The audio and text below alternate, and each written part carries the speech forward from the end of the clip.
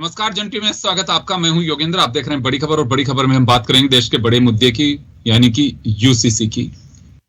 20 जुलाई से संसद का मानसून सत्र शुरू हो रहा है और इसमें लगता है कि यूसीसी गवर्नमेंट लेकर के आ जाएगी। बहुत सारी चीजें भी आ रही हैं।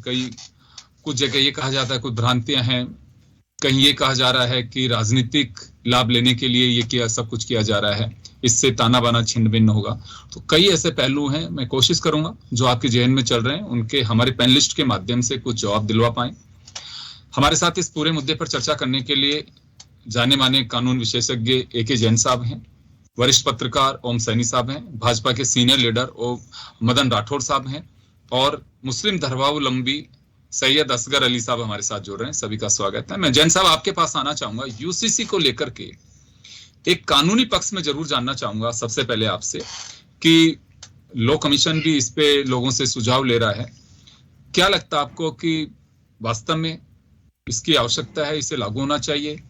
ऑलरेडी बहुत डिले कर चुके, या फिर अगर नहीं भी लागू तो देश तो चल ही रहा है? कॉमन सिविल कोड या यूसीसी का जो प्रावधान है भारतीय संविधान के नीति निर्देशक तत्वों में किया गया है। जो नीति निर्देशक तत्व आर्टिकल 44 है, उसमें ये कहा गया है कि सरकार एक कॉमन सिविल कोड लाने की कोशिश करेगी। नीति निर्देशक तत्व में और बहुत सारी चीजें हैं, जैसे संपूर्ण शराबबंदी का भी है और भी कई बहुत सारी बातें। यूसीसी में अभी भी हिंदुस्तान में ज्यादातर कानून ऐसे हैं जो सभी लोगों पर समान रूप से लागू हैं, जैसे भारतीय दंड संहिता के कानून है, संविदा के कानून है और भी अधिकांश कानून है।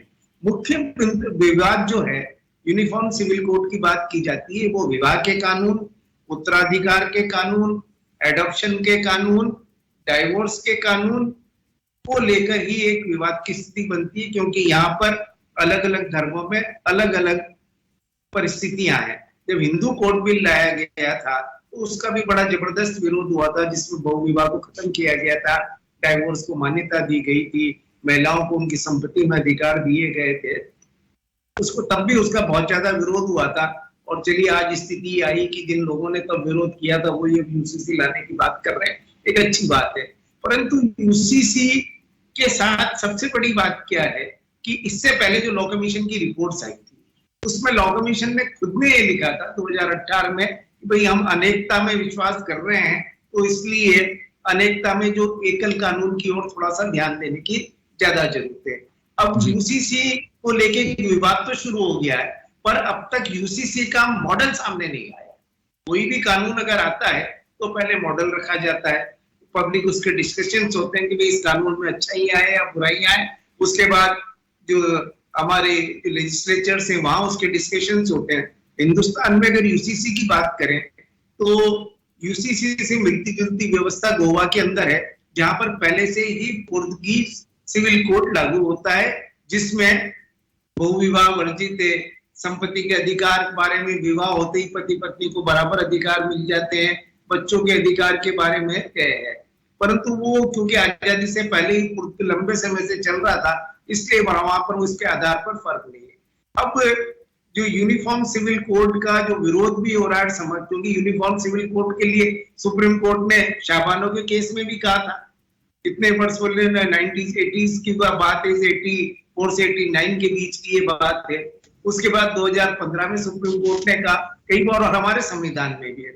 इसलिए यूनिफॉर्म सिविल कोड एक होना चाहिए, पर यूनिफॉर्म सिविल कोड में राजनीति की बजाय सब बातों को सब लोगों से मिलकर तय होना है। अभी स्थिति है, जैसे हिंदू धर्म की हम बात करें तो जो हिंदू कोड बिल है या हिंदू सक्सेशन एक्ट है, वो आदिवासियों पर लागू नहीं होता। हिंदू का जो हिंदू मैरिज एक्ट के तहत 7 पीढ़ियों में 7 पीढ़ी का अंतर होना जरूरी है विवाह के लिए, जबकि मुस्लिम लॉ में या क्रिश्चियन लॉ में या ट्राइबल्स में ये बैन नहीं, बल्कि कई जो हमारे ट्राइब समाज है जैसे सांसीता है, वहां पे फर्स्ट कजिन्स की मैरिज को बहुत अच्छा माना जाता है। कुछ मामले ऐसे हैं जिसमें ज्यादा विवाद शायद नहीं हो, जैसे बहुविवाह प्रथा पर रोक की बात है, महिलाओं पर संपत्ति के अधिकार की बात है। जैसे अब मुस्लिम लॉ में विल सिर्फ 1/3 संपत्ति क्या वसीयत की जा सकती है, हिंदू लॉ में आदमी अपनी पूरी संपत्ति की वसीयत कर सकता है। जो स्पेशल मैरिज एक्ट है या जो क्रिश्चियन का सक्सेशन एक्ट है, इंडियन सक्सेशन एक्ट है, वहां कुछ अलग धारा है। क्रिश्चियंस के अनुसार जो क्रिश्चियन लॉ वेस्टर्न में लागू होता है, वहां पति पत्नी को विवाह होते ही संपत्ति सब सम्मिलित रूप से हो जाती है। ऐसा सिस्टम अभी तक हिंदू लॉ में नहीं है। जो HUF का प्रोविजन है, हिंदू अनडिवाइडेड फैमिली का प्रावधान, वो अन्य कानूनों में नहीं है। तो ये कुछ ऐसे बिंदु है। यूनिफॉर्म सिविल कोड होना एक अच्छी बात है, पर उससे पहले ये प्रारूप आना चाहिए सामने।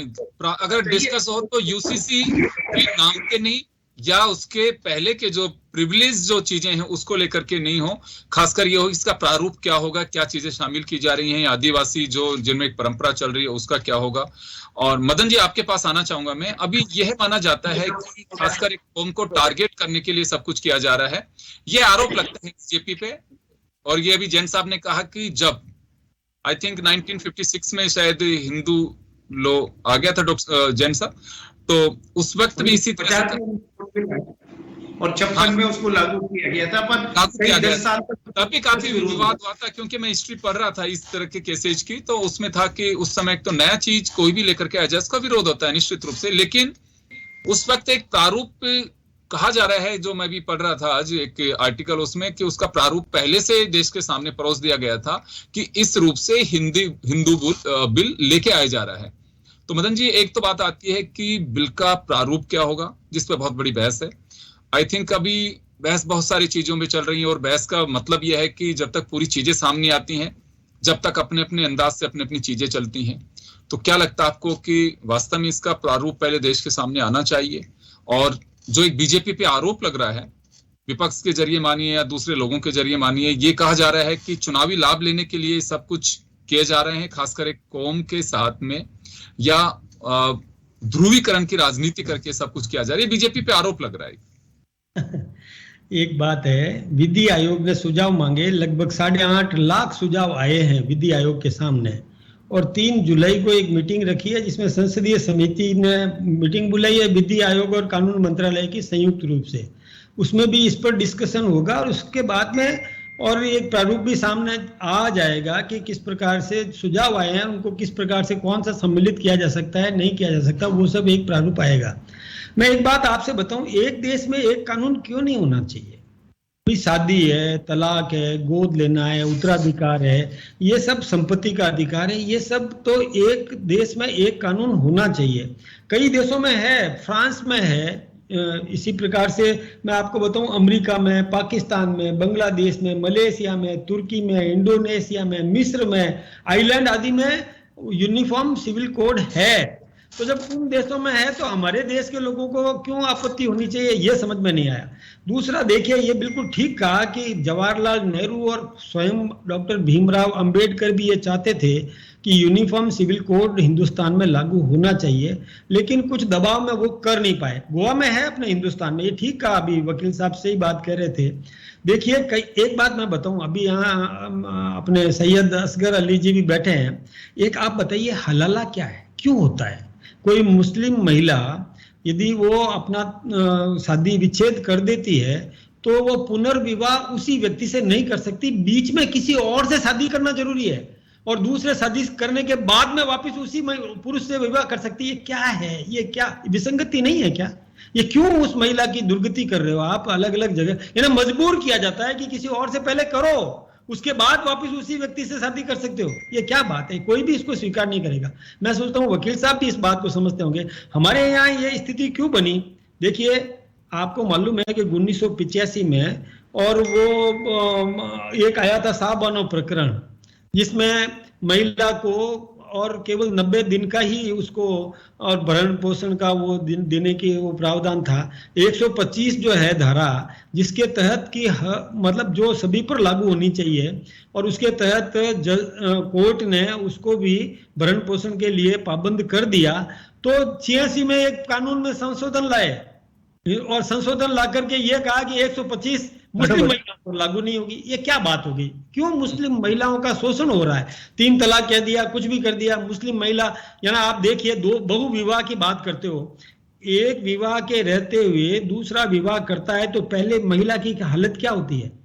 और जब वो 3 कर ले, 4 कर ले, तो उन महिलाओं की क्या दुर्गति होगी? क्या वो केवल एक पात्र बन के रह गई है? क्या एक मशीन बन करके रह गई है? क्या उसके उसकी अंतरात्मा को सोचो तो सही कि उस पर क्या गुजर रही होगी कि एक पुरुष है, उसके रहते हुए दूसरी ला रहा है, तीसरी ला रहा है, चौथी ला रहा है, उसको केवल मशीन बना करके छोड़ देना मैं ठीक आप नहीं। पुरुष का भी तो जिक्र करिए, उसके बारे में भी सोचिए, उसकी क्या स्थिति होती है। बात ठीक है, मैं पुरुष की बात भी करूं आपसे कि पुरुष भी यदि कोई मतलब डेथ हो जाती है तो महिला को अधिकार होता है, होना चाहिए, लेकिन वो महिला यदि छोड़ के चली जाए तो उस बुजुर्ग की क्या हालत होगी?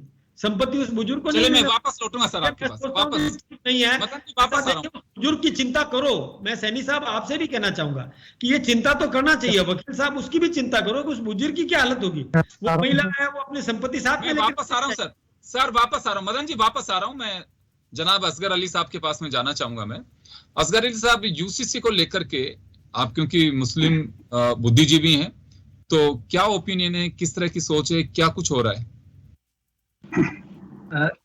सर अभी हमारे माननीय मदन जी कुछ कह रहे थे तो मुझे पता चला कि पता नहीं डिबेट कौन से इश्यूज पर हो रही है। 2-3 इश्यूज उसमें उन्होंने ला दिए, कभी इस पर भी बात करेंगे, चाहे हलाला हो, चाहे एक से अधिक पत्नी रखने का हो। तो इस्लाम में एक पुरुष द्वारा एक से अधिक पत्नी रखने का अधिकार है, लेकिन इस्लाम में एक पत्नी द्वारा एक से अधिक पति रखने का अधिकार नहीं है। उस पर हम बाद में बात कर लेंगे। आज का जो हमारा टॉपिक है वो यूसीसी है, जबकि मैंने ऐसे उदाहरण देखे हैं कि एक पत्नी द्वारा एक से अधिक पति रखे जाते हैं। हाँ, अर्ज करना यह है कि योगेंद्र सर, पहले मुझे आप यूसीसी की परिभाषा बता दीजिए कि यूसीसी किसे कहते हैं? यूनिवर्सल सिविल कोड किसको कहते हैं आप? हाँ, uniform civil code, uniform civil code आप किसे कहते हैं? एक देश परिभाषा। नहीं, मैं मदन जी, मैं आपसे नहीं पूछ रहा सर, कंडक्ट वो कर रहे हैं हमारे। बिल्कुल मैं खामोश था ना। समान नागरिक संहिता का ये है कि सब चाहते हैं, मतलब एक जो बिल का मैं मजमून समझ पा रहा हूं, हालांकि अभी जैन साहब ने उस पर सवाल खड़े किए कि इसका प्रारूप आना चाहिए। कॉमन सी बात तो ये है कि समान नागरिक संहिता, वो चाहे संपत्ति का अधिकार हो, चाहे आपके मैरिज से जुड़ा हुआ हो, या आपके डिवोर्स से जुड़ा हुआ हो, या आपके भरण पोषण से जुड़ा हुआ, तो समान एक यूनिफॉर्म सिविल कोड होना चाहिए। इसका एक कॉमन मैन, ये बात सुनिए सर, एक कॉमन मैन इस तरह से समझ पाता है। अब इसकी डेप्थ क्या है और क्यों इस पर सियासत हो रही है, हम चर्चा उस पर करना चाह रहे हैं। चलिए सर, कोई बात नहीं। मैं अर्ज करना चाह रहा था कि यूनिफॉर्म सिविल कोड हमारे भारत के अंदर लगभग 200 और उससे भी ज्यादा 250 से मैं कहूंगा कि 250 हैं संप्रदाय जो कि अपना अपना कानून मानते हैं, चाहे वो शादी ब्याह के अंदर हो, चाहे वो गोद लेने के प्रकरण में हो, चाहे मृत्यु के अंदर लेकर हो। मैं ये कहना चाहता हूं कि जब हमारे यहाँ यूनिफॉर्म सिविल कोड आएगा, एक कोड आएगा, तो क्या कोई जैन समाज का व्यक्ति कृपाण रखने लगेगा, या कोई सरदार जो है वो सिंथारा करने लगेगा, या कोई मुस्लिम फेरे लगाएगा शादी में, या कोई ईसाई जो है वो जड़ूला करेगा? ये क्या होगा? इसका नतीजा क्या होगा? अर्ज करना यह है कि सिर्फ ये एक हुआ है। पहले आपने जैसे कहा कि पहले मसौदा सामने आना चाहिए कि आखिर वो क्या है। मैं आपकी जानकारी के लिए बता दूं, 1951 के अंदर जब बाबा साहब ने फर्स्ट बार प्रपोजल रखा था यूनिफॉर्म सिविल कोड का, तो उस वक्त विरोध करने वाले मुसलमान नहीं थे। सबसे पहले जिसने विरोध किया वो हिंदू महासभा थी। हिंदुओं के बड़े बड़े संगठन थे जो इसका विरोध कर रहे थे। सरदार पटेल जी उसके अंदर शामिल थे। मुसलमानों ने इसका विरोध नहीं किया, तब जाकर इसको ठंडे बस्ते के अंदर रख दिया गया। और सिर्फ यही बिल नहीं, बल्कि इसके साथ साथ 22 बिल ऐसे हैं जो कि ठंडे बस्ते में रख दिए गए। उन 22 बिलों में कुछ की मैं चर्चा यहां कर देता हूं। एक उसमें यह भी था कि जो बच्चा पैदा हो उसका शिक्षा का अधिकार सबको दिया जाए। उसके अंदर आरक्षण का मुद्दा था कि समानता जब होगी तो ऊंच नीच के आधार पर आरक्षण नहीं होगा, इसको भी हम खत्म करेंगे। इसके साथ साथ शिक्षा का अधिकार है। नशे के लिए कहा गया था कि हम पूरे भारत के अंदर नशा खत्म करेंगे। कुछ स्टेट ने खत्म करने की कोशिश की, लेकिन ये सारे कानून ठंडे बस्ते में चले गए। इनफैक्ट हम ये देखते हैं कि आरक्षण को बढ़ाया जा रहा है, ना कि कम किया जा रहा है। ये तो इक्वलिटी तो नहीं है। एक चीज मैं और बता दूं कि मैं नाम भूल रहा हूं, वो इंदिरा जी के टाइम में जो थे गृह मंत्री थे, या बाबूराव जी, इस तरह का कोई उनका नाम था, वो एक मंदिर में जाना चाह रहे थे। बाबू जगजीवन राम जी जब किसी मंदिर में जाना चाह रहे थे तो उनको रोक दिया। इक्वलिटी कहां रही? आज हमारे कोविंद सर थे, उनको मंदिर में जाने नहीं दिया। कहाँ इक्वलिटी रही? क्या इक्वलिटी इस बुनियाद पर होगी कि फिर किसी भी राम मंदिर का पुजारी महंत वो एक SC ST का बन जाएगा? क्या होगा?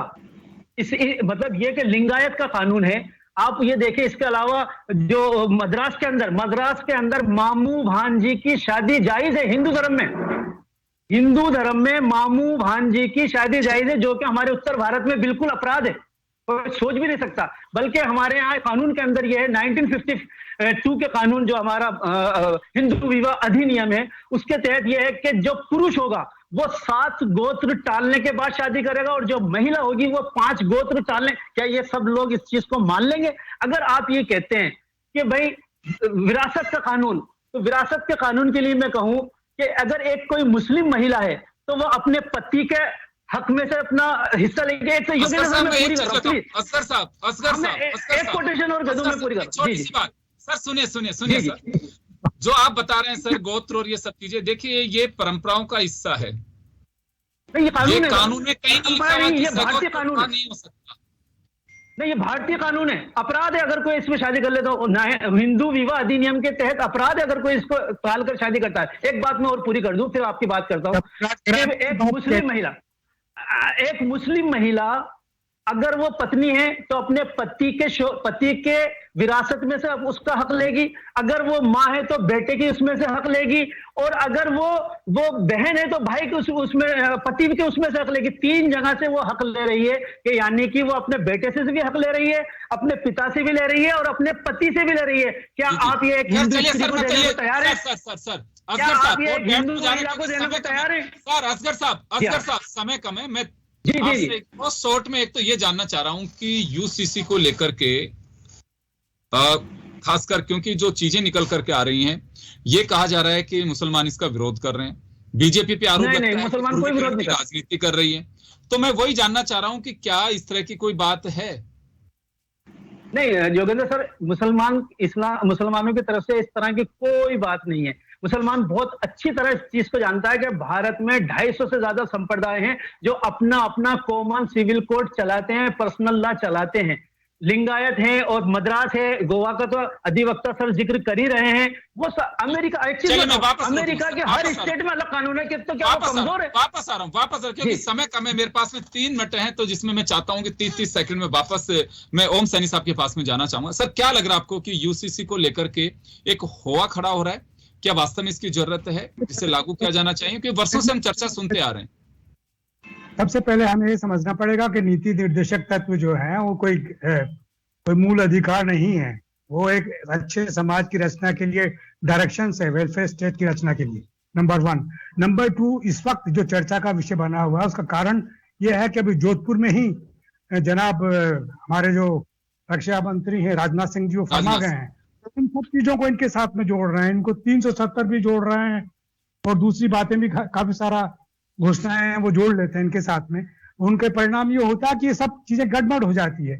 इन सारी चीजों को समझाइश के साथ में हर समाज की विवेक पर छोड़ा था कि वो लोग तय करेंगे कि कैसे इन सब चीजों से निजात पा रहे, एक ऐसा समाज बने जो वन सिविल कोड पर चलता हो, एक आचार संहिता पे चलता हो। लेकिन ये जबरन जो करने का सिलसिला है, प्रधानमंत्री क्या बोलते रहे कल परसों के 3 बार ये होते, ये बर्दाश्त नहीं किया जाएगा। ये क्या मतलब, राष्ट्र का प्रधानमंत्री अगर ये बोल रहा है कि नीति निर्देशक तत्वों के अंदर आने वाली चीजों को, अच्छे समाज की रचना करने वाली बात को, जिसमें समाज को स्वयं ये तय करने की जरूरत है कि वो सब छोड़े। जैसे छठी प्रथा हमने छोड़ दी, बहुविवाह हमने छोड़ दिया, हमने छोड़ा ना, एक समुदाय ने छोड़ा ना, हिंदू समुदाय ने इन सब बातों को छोड़ा, तो मुस्लिम समाज भी अपने आप तय करेगा। उन पे इम्पोज करने का सिलसिला क्यों बनता है? ठीक कहा जनाब ने कि इतने सारे समाज हैं हमारे यहाँ, उन सब संप्रदायों का अपना अधिकार है, उनका अपना स्वर है, उस स्वर को आप इम्पोज नहीं कर सकते, आपको समझाना पड़ेगा, समझना पड़ेगा।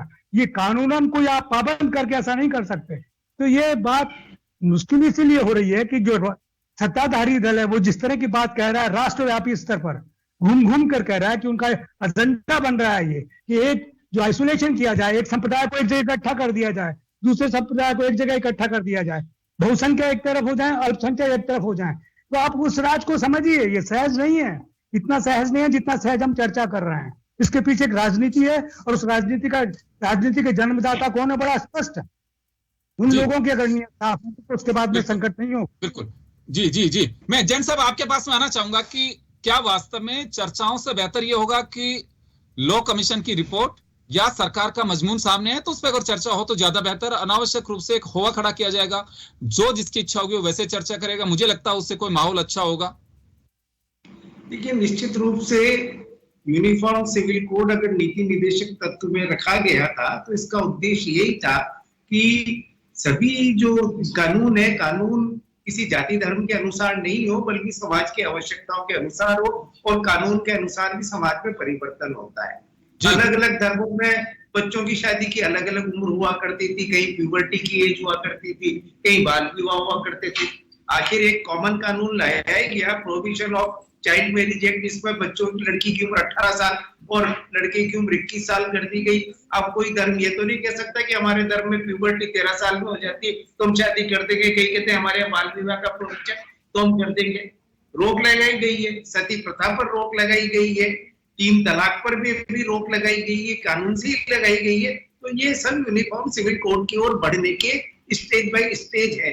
परंतु निश्चित रूप से दुनिया के ज्यादातर देशों में यूनिफॉर्म सिविल कोड है, जो प्रगतिशील देश है, प्रोग्रेसिव देश है, बड़े देश है, परंतु इसको राजनीति का विवाद बनाकर नहीं करने की बजाय सामाजिक परिवर्तन के हिसाब से समाज की आवश्यकताओं के अनुसार यूनिफॉर्म सिविल कोड को लाना चाहिए। आज एनडीए के एक घटक दल ने इसका विरोध कर दिया, क्योंकि निश्चित रूप से उद्देश्य, कई बार ऐसा लगता है कि शायद उद्देश्य सामाजिक परिवर्तन नहीं है बल्कि राजनीति है। जब ऐसी स्थिति आती है तो और विवाद वही होता है कि मकसद वोट बटोरना नहीं होना चाहिए, वास्तव में उसका मकसद ये होना चाहिए कि समाज में कोई कुरीति है तो उसे दुरुस्त और दूर करने की नीयत से ये काम किया जाना चाहिए। आप सही कह रहे हैं। असगर साहब, समय कम है लेकिन आप कुछ कहना चाह रहे हैं बीच में भी। हाँ, मैं ये कहना चाह रहा था कि आपका चैनल 4-6 राज्यों में डायरेक्ट लाइव होता है। आपके चैनल से कोई भी बात गलत नहीं जानी चाहिए, लोगों में भ्रांति फैले। एक तो अधिवक्ता सर ने कहा कि 3 तलाक पर बैन लगा दिया है, तो 3 तलाक पर बैन नहीं लगाया है, बल्कि 3 तलाक देने के तरीके पे बैन लगाया है। आज भी तलाक़ें होती है, संबंध विच्छेद आज भी होता है, विवाह विच्छेद आज भी होता है, लेकिन वो तरीके से होता है, वो उसका हम अभिनंदन करते हैं। वो दूसरी चीज ये है कि आपके चैनल के माध्यम से ये भी नहीं जाने चाहिए कि जैसे कि इन्होंने प्रोवर्टी की उम्र बताई 18 साल का, 18 साल इस्लाम के लिए आज भी 16 साल है, कानून के अंदर मौजूद है, तो वो भी यहाँ सुन लें कि 16 साल की उम्र में यहाँ विवाह हो सकता है। अपराध नहीं है, अपराध है। पर्सनल लॉ के तहत आज भी 16 साल की बच्ची से मुसलमान शादी कर सकता है, एज ए कानून उसमें कोई अपराध नहीं है। जी हाँ अधिवक्ता सर, कोई भी कानून 16 साल की उम्र में इस्लाम के एतबार से शादी करने से नहीं रोकता। भारतीय संविधान हमें इसकी इजाजत देता है। चाइल्ड मैरिज एक्ट में बैन कर दिया गया है 18 साल से कम उम्र। आज भी मैं कह रहा हूं, मद्रास हाई कोर्ट का फैसला दिखा देता हूं आप। असगर साहब देखिए, यूं नाबालिग के रूप में अगर कोई कोर्ट में जा सकता है मामला तो उसे चैलेंज किया जा सकता है, इसमें कहीं कोई संदेह नहीं, एज पर लॉ। ठीक है। ये पर्सनल लॉ जो है, बता रहा था कि ये जो यूसीसी जो है, जैन साहब ने जो कहा, अभी जैन साहब ने कहा कि बहुत सारी चीजें होती हैं। 1952 में जब हिंदू लॉ बना और 1956 में जब उसे लागू किया गया, तूफान इसी तरह से मचा था। आप सही फरमा रहे हैं कि उस समय हिंदू जो नेता थे उन्होंने काफी ऑब्जेक्शन किया। चीजें होती हैं, लगता है कि हमारे धर्म के साथ में छलावा है, हर किसी को ये महसूस होता है, लेकिन समय की आवश्यकता और जो जरूरतें होती हैं और वास्तव में अकॉर्डिंग टू आवर लॉ किया जाता है। तो मैं बताऊं आपको योगेंद्र सर, चलिए सर, समय ऑलरेडी हो चुका है, समय ऑलरेडी हो चुका है। अमेरिका को तो मजबूत देश मानते हैं। अमेरिका के हर राज्य में अलग कानून है, हर राज्य में अपना अलग कानून है। वो तो बहुत मजबूत मुल्क है ना। खैर सर, ये वो तो देखिए संभव नहीं, क्योंकि भारत हमारे संघीय ढांचा है और यहाँ पे संविधान से सब चीजें चलती हैं। संविधान तो चल ही रहा है, आज भी जो भी क्या नाम है वो कानून माने जाते हैं, सब चीजें नहीं चल सकती। तो चलिए मैं माफी चाहूंगा, मैं तो मानते हैं मदन जी के पास में नहीं जा पाऊंगा, समय हो चुका है। और चलिए खैर, यूसीसी को लेकर के देश भर में एक चर्चा है, इस वजह से हमने लाजमी समझा कि बुद्धिजीवियों के साथ में इस पर चर्चा करनी चाहिए। और खैर सबसे बड़ी बात यही है कि इसके मजमून को आने के बाद में कुछ विचार करना चाहिए। उससे पहले पॉलिटिकल माइलेज के लिए या किसी को हुआ पैदा करने की कोई आवश्यकता होनी नहीं चाहिए, क्योंकि जरूरत है तो उसका मजमून सामने आए और उसके बाद अगर इस पे कोई चर्चा हो तो ज्यादा ठीक होगा। हमने इसी वजह से इस पैनल को लाने की कोशिश की और आप सब तक वो पूरे उनके अल्फाज पहुंचाने की कोशिश की। बहुत बहुत शुक्रिया आप सभी का। बड़ी खबर में इतना, दीजिए इजाजत, नमस्कार, धन्यवाद।